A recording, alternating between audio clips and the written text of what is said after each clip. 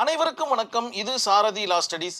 சாரதி லா ஸ்டடீஸில் பிஎன்எஸ்எஸ்ல அடுத்ததாக பார்க்கக்கூடிய மிக மிக முக்கியமான டாபிக் தான் இந்த ப்ரொக்ளைம்டு அஃபெண்டர், அறிவிக்கப்பட்ட குற்றவாளி அல்லது தேடப்படும் குற்றவாளி. இதில் ஏதாச்சும் ஒன்று நீங்கள் எடுத்துக்குங்க.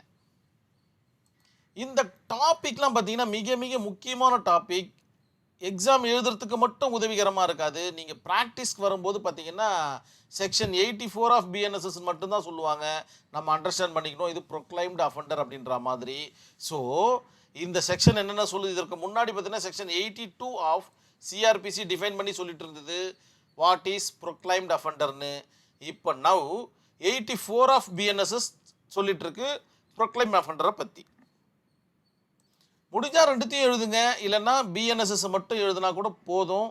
நம்மளுடைய வீடியோவை பார்க்குறவங்க யாரும் லைக் பண்ணுறது கிடையாது, சப்ஸ்கிரைபர் பண்ணுறது கிடையாது, ஷேர் பண்ணுறது கிடையாது. பண்ணுவீங்கன்ற நம்பிக்கை எனக்கு இருக்குது. சரி, அறிவிக்கப்பட்ட குற்றவாளி அல்லது அறிவிக்கப்பட்ட குற்றம் சாட்டப்பட்டவர், ரெண்டுத்துக்கு வித்தியாசம் இருக்குது பாருங்கள். இவர் குற்றவாளியாகவே இருக்கிறாரு, இவர் குற்றம் சாட்டப்பட்டவராக இருக்கிறார். ஸோ பெரிய சிறிய வழக்குகளுக்கு இது பொருந்தும் அப்படின்ற மாதிரி நம்ம இந்த இடத்துல அண்டர்ஸ்டாண்ட் பண்ணிக்கணும். என்பவர் வழக்கு தொடர்ந்த நாளிலிருந்து நீதிமன்றத்திற்கு வருகை தந்திருக்க மாட்டார். எப்பயோ ஒரு வாட்டி வழக்கை தொடர்ந்துட்டு இருப்பாங்க, இன்ன வரைக்கும் அவர் பார்த்தீங்கன்னா நீதிமன்றத்திற்கு வரவே இல்லை. ஒரு காலகட்டத்திற்கு மேல் நீதிமன்றம் அவரை மேற்கண்டவாறு அறிவிக்கும். ஒரு டைம் பார்ப்பாங்க, அந்த டைமுக்கு மேலே பார்த்தீங்கன்னா அவர் என்னென்ன அறிவிச்சிருவாங்க, தேடப்படும் குற்றவாளியாக அறிவித்து விடும் ஆனரபிள் கோர்ட். இதுதான் பார்த்தீங்கன்னா ப்ரொக்ளைம்டு அஃபெண்டர்னாங்கன்னா டெஃபினிஷன். உங்களுக்கு கண்டிப்பாக புரிஞ்சிருக்கும். இப்போ யாரெல்லாம் ப்ரொக்ளைம் அஃபெண்டர்ன்றது உங்கள் மனசில் ஓடிக்கிட்டே இருக்கும். வாட் இஸ் ப்ரொக்ளைம்டு அஃபெண்டர் விஷயம் தெரிஞ்சு போச்சு நம்மளுக்கு. இதை எந்த இடத்துல எழுதலாம் அப்படின்னு பார்த்தீங்கன்னா நான் பெயிலபிளில் எழுதலாம், சம்மன் வாரண்ட் கான்செப்டில் எழுதலாம், அதுக்கப்புறம் பார்த்தீங்கன்னா சென்டென்ஸ் கொடுக்கறதுக்கு முன்னாடி எழுதலாம். ஸோ எந்த இடத்துல வேணாலும் உட்புகுத்தி எழுதக்கூடிய திறமை பார்த்தீங்கன்னா ஒவ்வொரு ஸ்டூடெண்ட்டுக்கும் இருக்கணும் அப்படின்ற ஒரு கான்செப்டோட 2 செக்ஷனையும் சேர்த்து எழுதுங்க. அழகான ஒரு கேஸ் ஸ்டடி எடுத்துகிட்டு வந்திருக்கேன். இப்போ நம்ம ஃப்ளோ சார்ட்டுக்குள்ளே போயிடலாம். எந்த இடத்துலேருந்து இதை ஸ்டார்ட் பண்ணலாம் அப்படின்னு நினைக்கும் போது எனக்கு சம்மன் தான் ஞாபகம் வந்தது. ஸோ சம்மனை இஷ்யூ பண்ணுறாங்க. சிறு குற்றங்களாக இருப்பின் சம்மன்லேயே பார்த்தீங்கன்னா அவர் ஆஜர் ஆயிடணும். என்ன பண்ணுறாரு, சம்மன் அவர் ரிஃப்யூஸ் பண்ணுறாரு, இல்லைன்னா வாங்கிக்கிட்டு வராமல் இருக்கிறாரு. இந்த மாதிரியான காலகட்டத்தில் வாரண்ட் இஷ்யூ பண்ணுவாங்க. முதல்ல என்ன வாரண்ட்டு பார்த்தீங்கன்னா பெயிலபிள் வாரண்ட்டை இஷ்யூ பண்ணுவாங்க. பெயிலபிள் வாரண்ட்டை வாங்கிட்டு அவர் மறுபடியும் கோர்ட்டுக்கு வந்து ஆஜர் ஆகிட்டாருன்னா அதன் பிறகு வழக்கு நடக்கும். பெயிலபிள் வாரண்ட்லேயும் ஆஜராகலை அப்படின்ற பட்சத்தில் அவருக்கு நான் பெயிலபிள் வாரண்ட்டு இஷ்யூ செய்யப்படும். நான் பெயிலபிள் வாரண்ட்டு பார்த்திங்கன்னா சீரியஸ் கான்செப்டாக பார்க்கப்படுகின்றது. போலீஸ் ஆஃபீஸர் நேரடியாக சென்று அவரை கைது செய்யலாம். பெயிலபிள் வாரண்ட்லேயாவது சொல்லிட்டு வரலாம், நான் பெயிலபிள் வாரண்ட்டில் கைது செஞ்சே கொண்டு வந்துடலாம். ஸோ அந்தளவுக்கு மிக முக்கியமான கான்செப்டாக பார்க்கப்படுகிறது. இவர் தான் இங்கே ஓடி ஒளிஞ்சுட்டு இருக்காரு, எங்கேருந்து கைது செய்ய முடியும்? பார்ப்பதற்கு சிறு குற்றங்களாக தான் இருக்குது. இவர் பெருசாக தனிப்படைகள்லாம் அமைத்து தேட வேண்டிய அவசியம் கிடையாது. அப்படின்ற பட்சத்தில் இவர் என்ன பண்ணுறாரு, போலீஸ் ஆஃபீஸர்ஸும் பார்த்திங்கன்னா கொஞ்சம் விட்டுடுவாங்க, தேடுற மாதிரி இருக்கும்.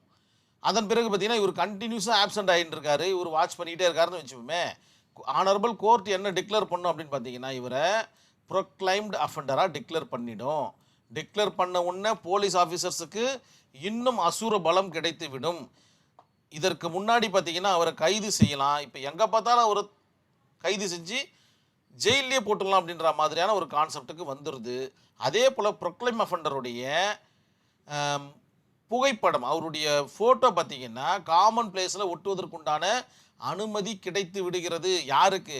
கம்ப்ளைனண்டாகவும் இருக்கலாம் அல்லது ஸ்டேட்டாகவும் இருக்கலாம். 2 பேருக்குமே பார்த்திங்கன்னா காமன் பிளேஸ், அவர் வீட்டு முன்னாடி கூட போய் ஒட்டலாம், அவர் வீட்டு எதிர்க்க ஒட்டலாம், அந்த சரௌண்டிங் ஃபுல்லாக ஒட்டலாம். ஸோ இந்த மாதிரியான அனுமதி இந்த ப்ரொக்ளைம் அஃபெண்டர் அப்படின்ற ஒரு கான்செப்டுக்கு அப்புறமா கிடைத்து விடுகிறது.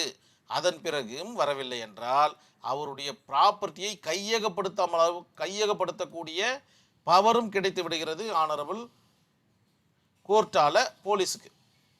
சரி, இவ்வளோ இந்த ஒரு கான்செப்டை நோக்கி தான் நம்ம பயணிச்சுட்ருக்கோம். ப்ரொக்ளைம் அஃபெண்டர்னா அறிவிக்கப்பட்ட குற்றவாளி, அவருடைய ப்ராப்பர்ட்டியை சைஸ் பண்ணியாச்சு. ஸோ ப்ராப்பர்ட்டி சைஸ் பண்ண உடனே என்ன ஆகும், அவர் கண்டிப்பாக வந்து தான் ஆவார். சிறு குற்றங்களாக இருந்துச்சுன்னா அவரை பார்த்திங்கன்னா ப்ராப்பர்ட்டியெல்லாம் கொடுத்துட்டு அதற்குண்டான தண்டனைகளை கொடுப்பாங்க. பெரிய குற்றங்களாக இருந்ததுன்னா ப்ராப்பர்ட்டி கொடுப்பதற்கு கஷ்டம். அவரை உடனே ஜெயிலில் போட்டுருவாங்க. ஏன்னா அவர் வந்து பார்த்திங்கன்னா அறிவிக்கப்பட்ட குற்றவாளி என்பதனால அவர் தவறு செய்ததாகவே கருதப்பட்டு அவரை ஜெயிலில் அடைச்சிருவாங்க. அதற்கு பிறகு வேண்டுமானால் ட்ரையல் நடப்பதற்கு வாய்ப்புகள் இருக்குது அப்படின்ற மாதிரி நிலையில் வச்சுக்கிங்க. இன்னும் புத்தகத்தை படித்து நீங்கள் தேவையான டீட்டெயில்ஸை கலெக்ட் பண்ணி எழுதலாம். ரொம்ப ரொம்ப அருமையான டாப்பிக்கும் கூட, அருமையான கேஸ் ஸ்டடின்னு சொன்னேன். Lavesh versus state of NCT Delhi அப்படின்ற ஒரு கேஸ் ஸ்டடியில் என்ன சொல்ல வராங்க ஆனரபிள் சுப்ரீம் கோர்ட் அப்படின்னு பார்த்தீங்கன்னா, ஒருவர் ப்ரொக்ளைம்டு அஃபண்டர் என அறிவிக்கப்பட்டால் அவருக்கு பெயில் வழங்குவது அரிது. கொடுக்கவே மாட்டாங்க. பெயிலை கேட்டால் கொடுக்கவே மாட்டாங்க. ஏன் கொடுக்கணும்? ஓடி ஒளிஞ்சுப்ப, கோர்ட்டை மதிக்க மாட்டேன். ஸோ இந்த மாதிரியான காரணங்கள். ஏனெனில் அவர் சட்டத்தை மதிக்காதவர் என கருதப்படுகிறார். அவர் சட்டத்தை மதிச்சாதானங்க அவருக்கு எதனா உதவி செய்ய முடியும். அவர் தான் சட்டத்தை மதிக்கலையே, அவருக்கு கண்டிப்பாக பெயில் கிடையாது அப்படின்ற மாதிரி சொல்லப்படுது. நீதிமன்ற உத்தரவுகளை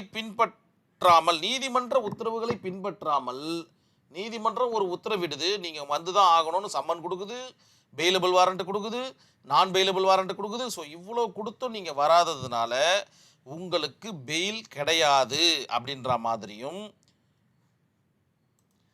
நீங்கள் ஒளிந்து கொண்டு இருந்ததால் அந்த குற்றம் நடந்ததாகவே கருதப்படும் அப்படின்ற மாதிரியான ஒரு நல்ல ஒரு தீர்ப்பை இந்த லாவேஷ் வெர்சஸ் ஸ்டேட் ஆஃப் என்சிடி டெல்லியில் ஆனரபிள் சுப்ரீம் கோர்ட்டு கொடுத்துருது. ஸோ ட்ரையல் முடிக்கிறதுக்கு முன்னாடி அவர் குற்றவாளி என அறிவிக்கப்படுகிறார். இதுதான் பார்த்தீங்கன்னா ப்ரொக்ளைம்டு அஃபண்டருடைய மிக முக்கியமான கான்செப்ட். ஏன்னா தவறு செஞ்சால் மட்டும்தான் ஒருத்தர் போய் ஒளிவாங்க. இவர் தவறு செய்ததுனால போய் ஒளிகிறாரு. அதன் காரணமாக அவருக்கு தண்டனை சென்டென்ஸ் கொடுக்கப்படுகிறதுன்றது தான் இந்த கேஸ்டுடைய மிக முக்கியமான சாராம்சமாக பார்க்கப்படுகிறது. கண்டிப்பாக உங்களுக்கு புரிஞ்சிருக்கும் நான் நம்புகிறேன். நம்மளுடைய சாரதி லா ஸ்டடீஸில் ஒரு வாட்ஸ்அப் குரூப் ஒன்று ரன் ஆகிட்டுருக்கு. இணையணும்னு ஆசைப்பட்டீங்கன்னா இந்த நம்பருக்கு உங்களுடைய பெயர் மற்றும் ஊரை எனக்கு வாட்ஸ்அப்பில் டெக்ஸ்ட் பண்ணுங்கள். நான் குழுவில் இணைச்சிட்றேன். நேரடி பயிற்சி வகுப்புகளுக்கு இது உதவிகரமாக இருக்கும் நான் நம்புகிறேன்.